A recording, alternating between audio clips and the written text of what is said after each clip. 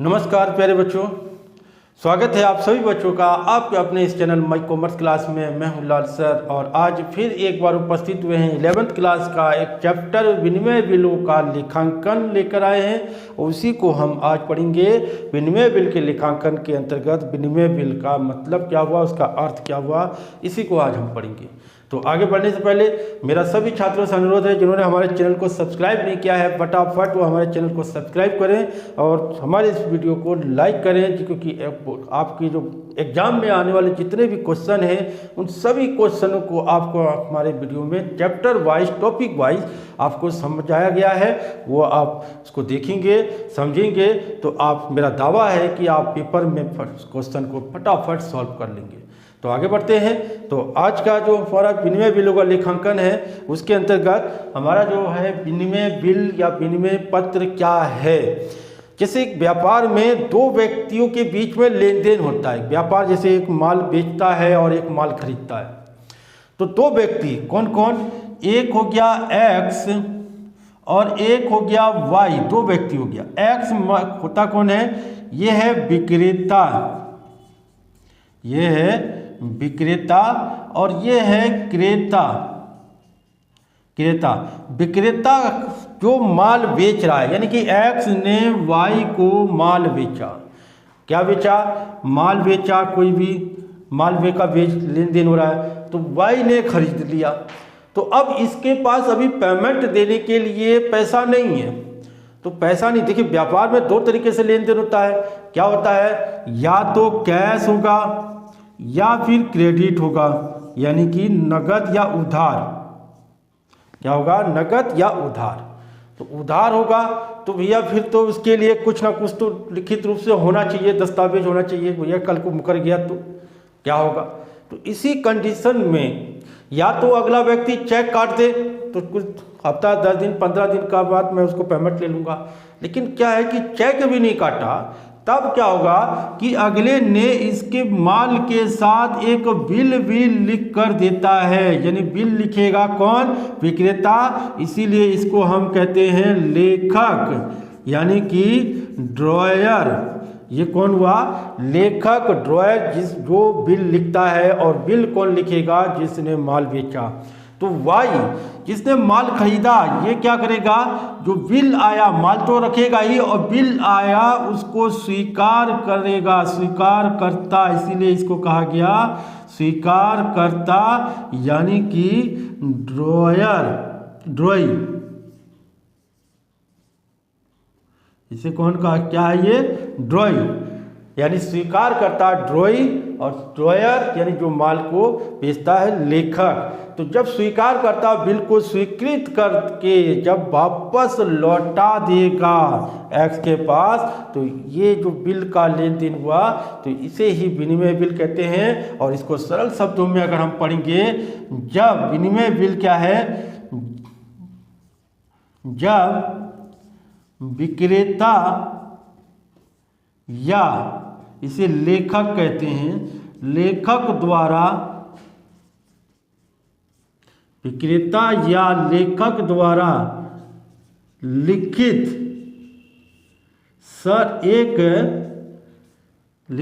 एक शर्त रहित आदेश पत्र है, होता है, आदेश पत्र होता है। विनिमय बिल क्या है, विक्रेता या लेखक द्वारा लिखित एक शर्त रहित आदेश पत्र होता है, जो स्वीकारकर्ता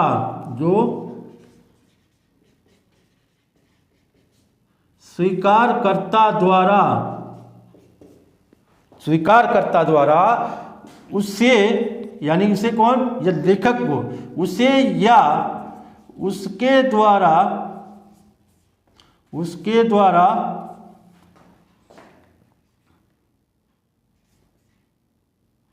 निश्चित व्यक्ति को, उसके द्वारा निश्चित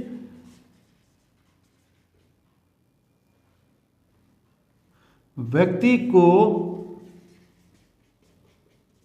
भुगतान करने का आदेश देता है।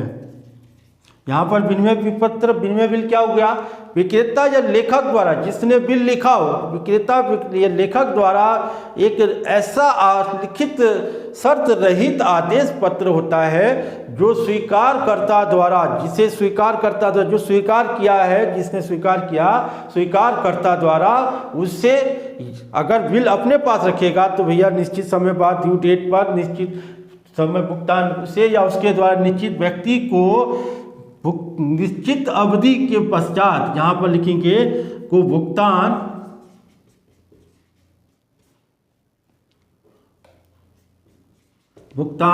निश्चित अवधि बाद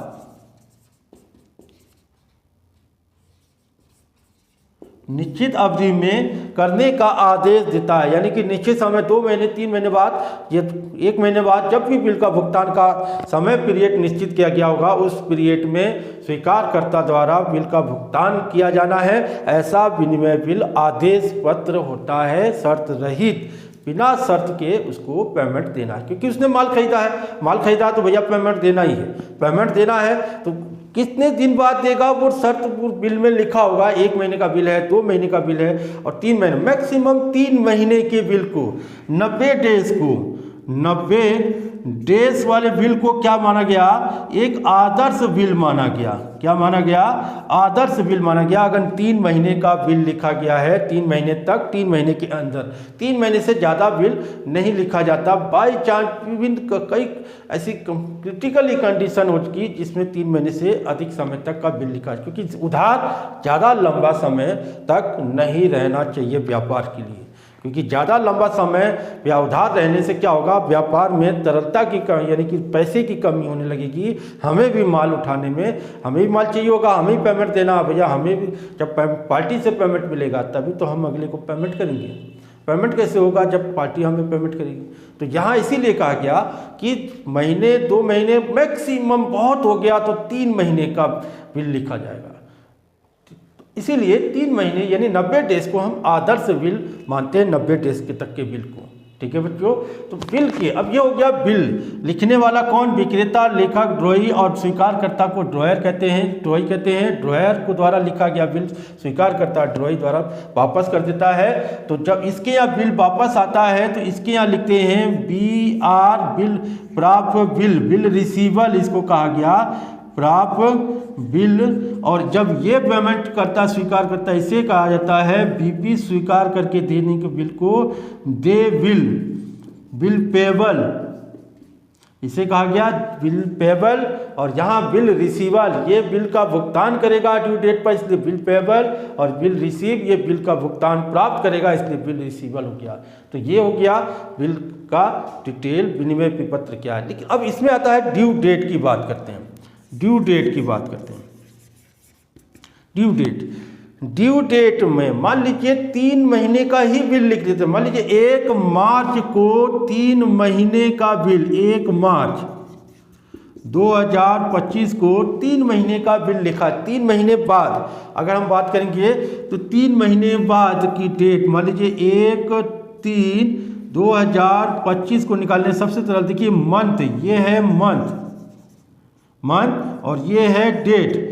डेट और मंथ, मंथ कितने महीने का बिल है, 3 महीने का बिल। तो 3 महीना जोड़ दीजिए, महीने में 3 महीना जोड़ेंगे तो कौन सा महीना निकल के आएगा, 6ठा महीना। अब रही तारीख में, अगर पेमेंट देता है तो ड्यू डेट पर हम 3 दिन एक्स्ट्रा देंगे तो हमारी ड्यू डेट हो जाएगी 4 जून। ड्यू डेट क्या हो जाएगी, 3 महीने का बिल है, 3 माह का बिल के बाद कितना हो जाएगा, 4 जून। 4 जून को ड्यू डेट देगा। अच्छा, अब ये हो गया 3 दिन, जो 3 दिन जोड़ा है इसको हम कहते हैं डे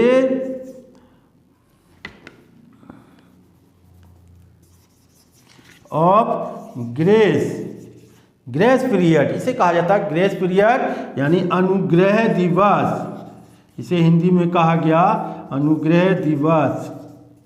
कभी हिंदी में पेपर में आ जाए अनुग्रह दिवस क्या होता है, ग्रेस पीरियड क्या होता है। तो क्या हो गया, जब बिल के भुगतान तिथि पे जो 3 दिन जोड़ा जाता है, 3 दिन जोड़कर जो बिल का ड्यू डेट निकल के आता है, उसी 3 दिन को हम क्या कहते हैं, डे ऑफ ग्रेस यानी अनुग्रह दिवस।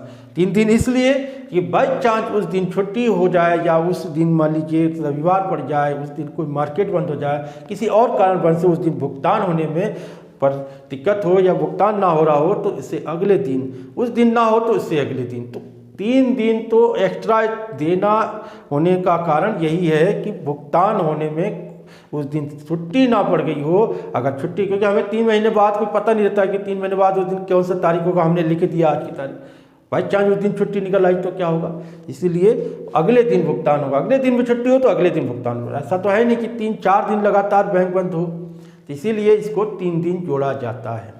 तो ग्रॉस पीरियड क्या हो गया, ग्रेस पीरियड 3 दिन जो बिल के भुगतान में दिया जाए उसे ग्रेस पीरियड कहते हैं। इसी तरीके से अगर सपोज कीजिए 2 तरीके होते हैं, एक होता है सार्वजनिक अवकाश। सार्वजनिक अवकाश, अगर सार्वजनिक अवकाश में जिस दिन ड्यू डेट हो, सार्वजनिक अवकाश का मतलब हो गया 15 अगस्त, 26 जनवरी, 2 अक्टूबर, ये क्या है सार्वजनिक और पूरे देश में बंद रहता है, इसलिए उस दिन सार्वजनिक अवकाश वाले दिन ड्यू डेट क्या हो जाएगा, 1 दिन पहले का माना जाएगा, 1 दिन पहले माना जाएगा।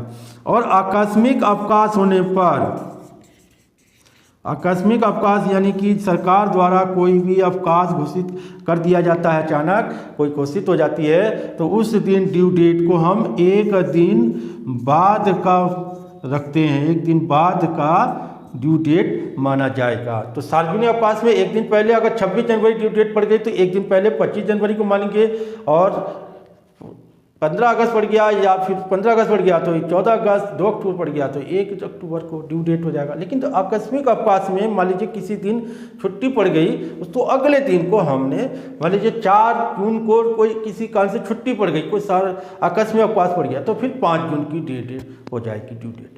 तो ये हो गया ड्यू डेट से संबंधित जो डेट होगा। इसी को हम अगले वीडियो में सवालों के माध्यम से आपको समझाएंगे, सवाल किस तरीके से किया जाता है, किस तरीके से उसकी जनरल एंट्री होगी, इसी को हम अगले वीडियो में करेंगे। तो आज के लिए इतना ही है। आज के लिए विनिमय विपत्र का अर्थ हो गया, विनिमय विपत्र लेखक विक्रेता द्वारा जो बिल लिखा जाता है, विक्रेता को हम लेखक कहते हैं, उसे ड्रॉयर, और क्रेता यानी स्वीकार करता जो बिल को स्वीकृत करके लौटा के देता है वही होता है ड्रॉई यानी स्वीकार करता। और बिल विनिमय विपत्र क्या हुआ, लेखक द्वारा लिखित ऐसा आदेश शर्त रहित आदेश पत्र है जो स्वीकार करता द्वारा एक निश्चित समय बाद उसे या उसके द्वारा निश्चित व्यक्ति को भुगतान करने का आदेश देता है स्वीकारकर्ता को। तो ये हो गया विनिमय बिल। तो आज के लिए इतना ही है। अगले वीडियो में इससे रिलेटेड सवालों को हम सॉल्व करेंगे, सवालों को लेकर आएंगे। तब तक के लिए सभी छात्रों को, सभी बच्चों को मेरा प्यार भरा नमस्कार, धन्यवाद, थैंक यू।